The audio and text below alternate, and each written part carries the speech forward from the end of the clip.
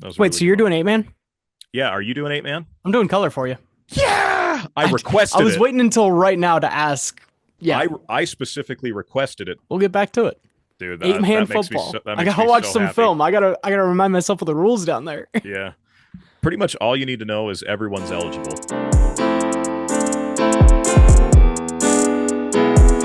And we welcome you to your Week 11 preview of Wilk and Wiss, your bi-weekly breakdown of Utah athletes in the National Football League. We'd like to highlight the good fans that are here in the state of Utah, the big melting pot. I'm your co-manager, co-host, Tanner Wilkinson. He's Cole Wissinger. Cole, I like I the am. hat today.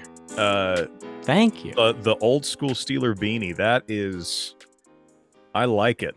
Uh, Yeah, so this turns out if you wait long enough for any trend, if you had baggy pants in the early 2000s, they're back. If you have the plaid with the logo that I got in like the mid 2000s, turns out that came back with the sideline editions this year. that's true. That is And true. That's sweet. this is a very old, not a new hat. I like it because I don't think I've ever seen you do it. That's really interesting. We welcome Ian Schaefer to the program. Friend of my cousin, almost like a brother to my cousin. So in a way, he's like my cousin. Yeah, My aunt has to point that out every time that you're essentially family. Whenever the two times I've hung out with you, appreciate you he's hopping on, my awesome. man. Yeah, Yeah, of happy to have you course. on. Tell us a little bit. Grew up in South Florida, so Hmm. naturally you're going to root for all the South Florida teams. That was kind of Yes. where you and I bonded. The love we have for Dwayne Wade being, the envy I have of being able to grow up in Miami during that time is a pretty Yeah. cool thing. But take us through the life as a Dolphins fan growing up, and then the move out to Utah. Yeah. Growing up a Dolphins fan has been difficult. Every Sunday, I call my dad and I'm like, I hate you for making me a Dolphins fan. It's difficult. So to give you an example of how terrible it is or hard it is to be a Dolphins fan, um, I believe it was back in 2007 or 8. I could be totally off with that, but we went 1-15 that year. And I remember I was at that one game that we won. It was against the Baltimore Ravens, and I don't know if you guys know our quarterback was Cleo Lemon at the time. You guys have ever heard of him? But The he was the quarterback that day, and he threw the game-winning touchdown pass in overtime to Greg Camarillo. So. I watched this game because it was that was the first year that I watched the Super Bowl in full. It was the first Madden I ever had. So you best believe I started John Beck on those those Dolphins teams. If you really want to get into it, Yeah. but I remember watching that game with my dad because like were the Dolphins going to be the first team to go 0-16 at that point? I It, remember watching that game live. it was like we won the Super Bowl. It was crazy, but yeah, it's been rough being a Dolphins fan, to say the least. All while you had to watch Nick Saban start an entire dynasty because he leaves you at 1-15 in the hands of Cam Cameron because he's off doing non-Dolphins things for the next 20 years. And that comes with my hatred of Alabama now. So Oh yeah. Oh, I As hadn't even everyone thought of should. that. That's yeah. okay. Yeah, hadn't put that together.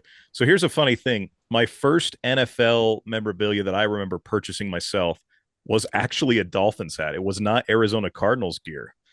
And it was Wow. simply because of John Beck. Like that was the only reason Okay. why. Obviously, that didn't work out great. Need to find me a Dolphins Beck jersey though, because I've got this random collection of BYU player, and it's got some deep cuts, like an Austin Collie Colts jersey, Wow. Ziggy Ansah for the Lion, and that one's not terribly deep, but no, a John Beck Dolphins and a Max Hall Cardinals. Those are like the two. Okay. If somehow I could find one of those somewhere, I'm not going to That's do a pretty sick. custom thing, like now. I feel like that's kind of lame. Yeah. You got to find like the authentic one from at the time. I don't even know if they ever made the Max Hall ones. I remember the Beck ones being in like a fans, Hmm. store here in Utah though at the time. So Take My us most through. vivid John Beck Dolphins memory was that same season. They haven't won a game yet, and it's Monday Night Football during the state playoffs. So right now, Tanner and I are in the middle calling the state tournament for Utah. It was the state Yeah. playoffs, and they play those games in Heinz Field. And so Thursday, Friday, you're tearing it up. It's bad weather. Saturday, the Pitt Panthers play there, and Sunday, you have a day off before Monday Night Football. Uh-huh. And it was the 0-3 football game where the punt just lands in the mud like this deep. They had just resodded the field, and I was terrified that this, you know, on our defending Super Bowl champion Steeler team, I think it was either '05 or so, like either 1 year off of it, was going to Hmm. lose to this winless team because no one can move in this mucky field. Yeah. Ricky Williams comes back. John Beck's throwing a couple passes probably that are being blown around, and yeah, that was I also watched that game. Those were the two Dolphin games I watched that year with my. I remember that Monday night with my mhm. dad, and yeah, I remember those conditions, man. That poof, just crazy. But well, It's rough. take us a little bit how you came to the state of Utah. Maybe your thoughts on if you've been able to find some other Dolphins fans out here because it is a big melting pot. You have your obvious teams that Yes. teams people root for, but your thoughts on the state as a whole. Yeah. So I moved out to Utah my junior in high school. And so it was just me and my mom, just for a change of scenery. We moved out to Sandy, Utah. So I went to Hillcrest High School. Um, yeah, no, I like Utah a lot. The winter, not a huge fan of still. It's want to tend to travel as much as possible. But no, I love it here. I found a lot more Heat fans than I have Dolphins fans Mm. here. But yeah, I don't blame them for not being Dolphins fans. It's a hard thing. Which should be shocking because Utah has a professional basketball team. If anything, the state should be uniting around basketball, and football Yeah, is where you find the randoms. But yeah. That is interesting. Well, and like I think it just depends, right? Like Miami was and the Heat have had a lot of success, and Hmm. that's where a lot of that comes in. You get impression. I was an impressionable 11-year-old kid when they won that first title. And I thought Dwayne Wade's amazing, and it's the only time I've ever not worn Jazz gear to a Jazz game was when Dwayne Wade. And Oh, I'd that's still cheer for the awesome. Jazz to win, but I wanted Dwayne to have an amazing game, and I'd wear my Yeah. red alternate Heat jersey to every time Miami came to town. So Hmm. well, Cole, let's get to our picks. Who, yeah, how are we looking? He's got to get to 14 wins to get that yeah, $25 gift card. it's tough sledding nowadays because Chalk. we got a few different guys that have come out with just three losses. We had an 11-3 just last week, but still the leader in the clubhouse is going to be Connor at 13-3. And this week we're going up against a couple bye weeks, so you can only afford two losses. In, I'll be honest with you, it's going to be tough, but Okay. we wish you the best. Two losses might be too many for, like, you know, the Miami Hurricanes to be able to make it into the playoffs with the way the ACC is going. So your Yeah, standards got to be set high, I'm just getting a like little nervous with that, but Oh, you're talking to a Penn State fan and a BYU fan. So is this the first time we've all had a different team that's in the play? Like, I don't that's know that we've true. had a guest on we've had guests where all three of us root for different colleges, but I don't think all in the playoff hunt. That's impressive. All in the top it's 12. pretty That's good. crazy impressive. And three different conferences. I love it. Thursday night football. Washington is in Philly tonight. Commanders coming off a tough loss. I just like the Eagles at home. I think reality might start to set in a little bit more for the Commanders the second half. Still fun, still going to be a competitive game, but I like Philadelphia. Yeah, I'm surprised Philly's defense has been able to keep it up and going up against a rookie quarterback, albeit, you know, one of the better rookie performances we've seen in the past 10 years. I'm going to go Philadelphia tonight.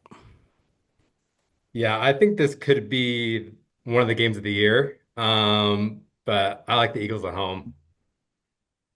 Love it.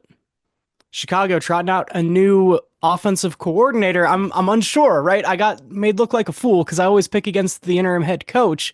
But do you always pick for the interim offensive coordinator? Does that have the same juice for a team? Green Bay against Chicago. I'm gonna pick Green Bay. Yeah, Green Bay beats bad teams. That's kind of been their mantra this year. Their three losses are to three of the top teams in the NFC with Philly, Detroit, and Minnesota. I don't see that changing.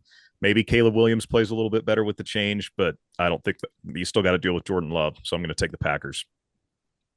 Yeah, I mean, Brett Favre owned the Bears, Aaron Rodgers owned the Bears, Jordan Love will continue owning the Bears. So, yeah, I got the Packers.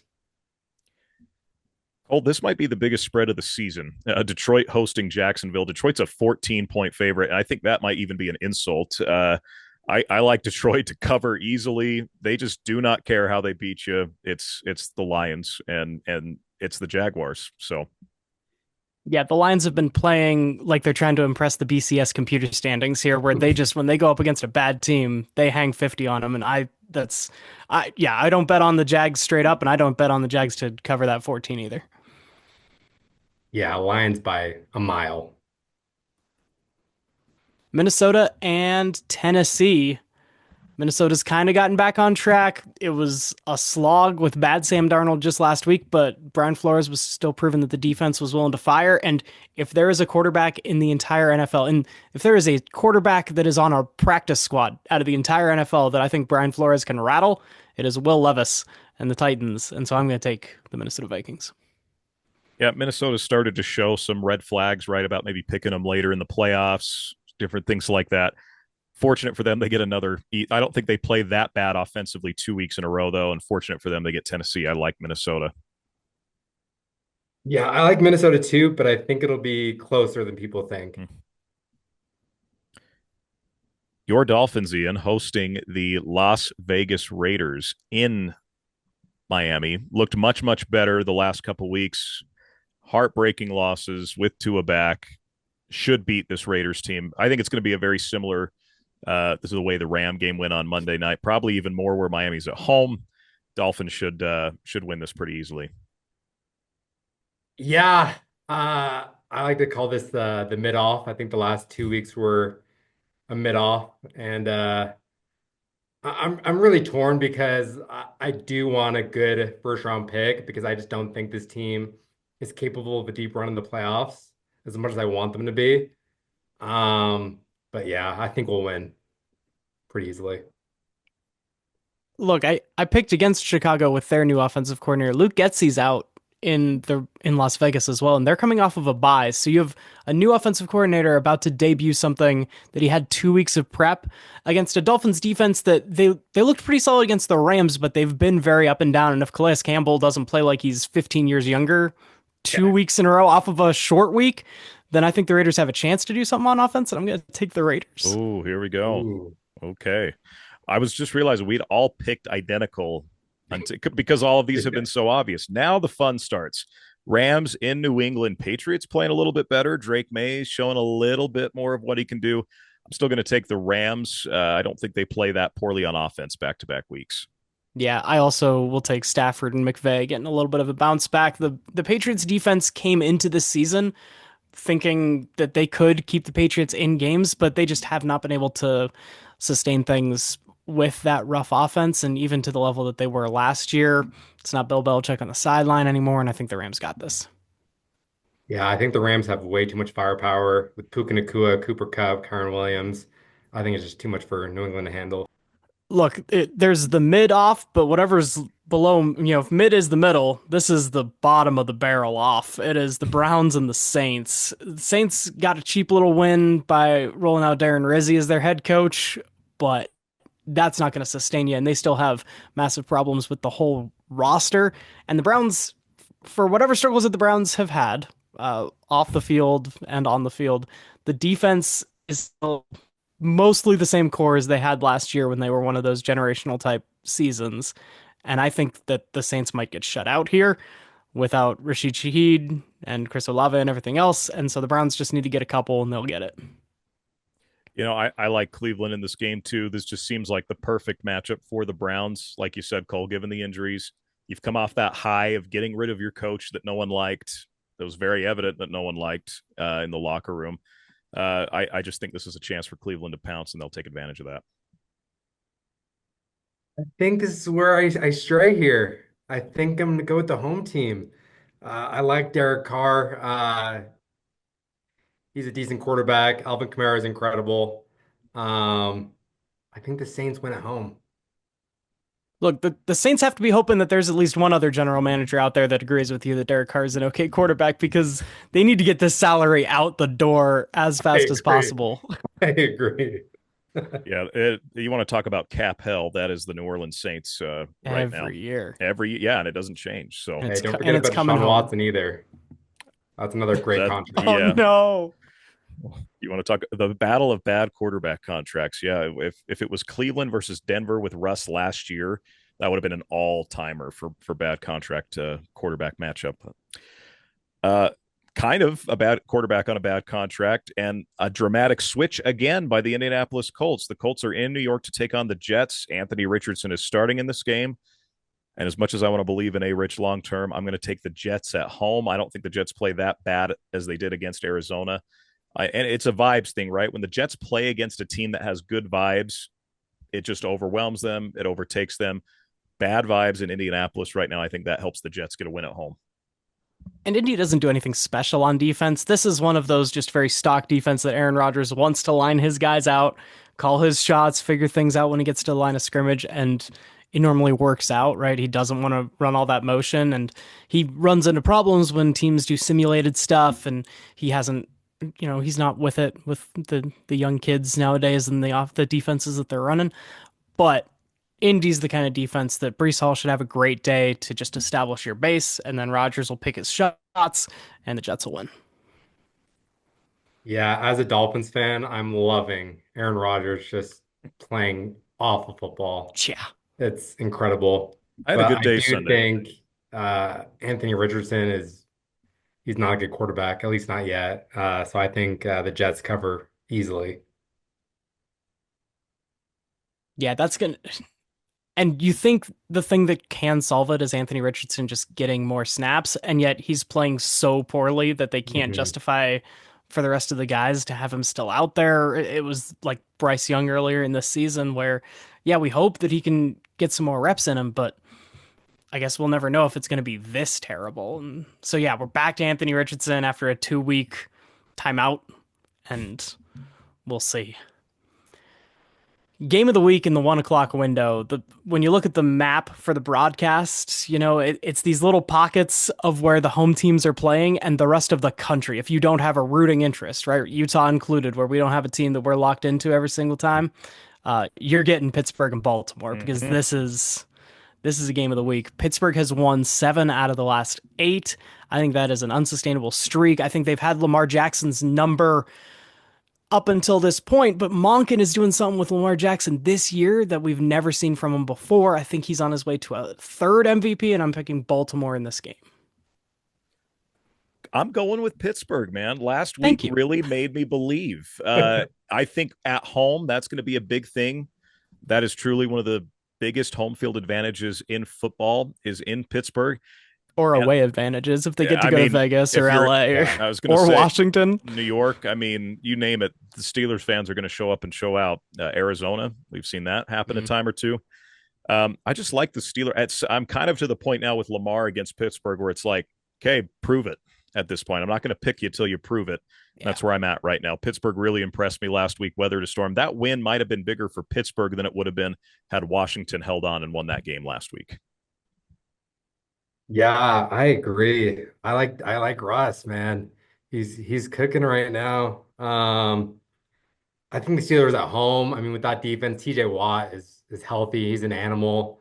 I think he'll kind of contain Lamar Jackson and the running a little bit. So yeah, I got the Steelers. I, It's I good to may, hear, guys. I appreciate it. I love that the Steelers fan didn't pick Pittsburgh, and I like. Look, I've done the same thing at Mm-hmm. times. Key to a good season: low expectations. But hey, I'm telling you that Russ Carson Palmer Cardinal comparison. Pittsburgh Russ is Arizona Carson Palmer. Like I would take that in That's a not a bad the heartbeat. comparison. moment I saw that first game, that first week, Cole, I brought it up, and I've been pretty spot on about it since. So So that means Mike Williams is Aaron Bolden or Anquan, it wasn't. Anquan Bolden and Well, Anquan didn't play with Anquan went Palmer. with it. Larry It Fitzgerald. We're was talking about Mike Williams being Larry Fitz. he's John. Maybe he's John Brown. Oh, Trying okay. to think what other receivers the Cardinals had. It was Michael Floyd, who was a Oh yeah. young guy that was a good big target. Fitz was older but still very very good. Yeah. Anyway, uh, Yeah, Mike Williams is probably a weapon they didn't have. So Atlanta is in Denver. Both teams, man, the Broncos just should have won on. I mean, the Broncos just should have won on Sunday. Every team that's played the And Chiefs I, should have won. Yeah. I, it's the weirdest thing, man. It is the weirdest thing I've ever seen over the course of an NFL season. I'm going to take Atlanta just because I think they're an overall better football team, even though they very much underperformed last week. I think Denver's defense actually matches up decently with Atlanta. I'm just going to take the Falcons at this point because I think they're a better team. I I was on Atlanta for a long time, but the more I think about the thing that Denver does best on their entire team right now is speed rushing off of the edge, and then like Patrick Surtain closing things down. So you need to buy yourself a little bit more time. And the quarterback in the entire NFL that cannot buy any time right now is Kirk Cousins, and that might be a disaster. And I'm going to take Denver. I think this is a coin flip for me. But I think I'm gonna go with Denver, just because of their defense. Big NFC West matchup: Seattle and San Francisco. San Francisco's squeaked out a couple weird ones. Is Christian McCaffrey all the way back? Is he healthy? Seattle's defense has struggled, and while I still like Geno and I like what Seattle is doing in general, I think this is where San Francisco, especially last week, just getting this another squeaky win against Tampa Bay. This is where they start to turn the season around and just settle, right? We Tanner and I talked a lot early in the season and even in the offseason about how the Super Bowl hangover and San Francisco's going to be winding down from being an elite team, but Mhm. winding down from what they have been over the past 5 years is still a good playoff team, and I think that's where they're Mhm. tracking right now, and I'm going to take them here. Yeah, this makes me really nervous where we're in first place. Somehow the Arizona Cardinals are in first place in the NFC West, which if you would have told me the day was November 14th, BYU would be undefeated and the Cardinals would be in first place in the NFC West. Uh, I don't know I honestly don't know what I would have done, but hey, we're taking it now. And this makes me nervous that the Niners are getting more healthy. They've made some adjustments. They're that game in Arizona towards the end of the season. I think it's the last week. That could be for a division championship.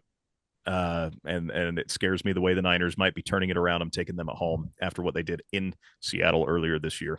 Tanner, it's because you traded every single Jazz win in for those two teams. I would have too. And that might, well, I would this year. Sag for flag, man. That's what we're making happen. So that's a good trade all the way around, if you ask me. 100%. So Yeah, I mean, Seattle started off 3-0 and they've gone 1-5 since. Uh, yeah, I just think San Francisco is getting healthy at the right time. Christian McCaffrey is incredible, so I think San Fran's going to win. Kansas City at Buffalo. Ian shaking his head. Two of his probably least favorite teams that have ever existed. Uh, Yeah. no one wants to see the Chiefs lose more than me. And I don't think they're going to. Just simply, again, and Josh Allen's proven he can beat the Chiefs in the regular season. That's not what I'm saying here. Yeah. I'm more saying prove to me that Kansas City can lose at this point because they just don't lose football games. I'm taking the Chiefs on the road. We'll be rooting for Buffalo very aggressively Sunday afternoon, but I like the Chiefs in this one. Also, the Utah connection might be one of the linchpins of the game. Dalton Kincaid has a knee that's been bugging him. He didn't practice on Wednesday. Even if he's playing but not 100%, right? Fantasy people know that tight ends against the Chiefs have been crushing it. So that's your opportunity to get something. Our new little Travis Kelce out there, hopefully was Buffalo's plan with this whole thing. And yet, if that's not going to go, the Chiefs always drag you down. Like you're not going to be able to score a ton of points because the Chiefs defense just keeps you in a close game no matter who you're playing, bad team or good team. And so when it's close in the fourth quarter this season, I just trust the Chiefs. Yeah, Tanner, I think you're right by saying I can't stand either of these teams, especially Buffalo. Josh Allen has the Dolphins number all the time, but I think Patrick Mahomes just has the league's number, and especially Buffalo. So it'll be the Chiefs by probably like 2 points. Mm.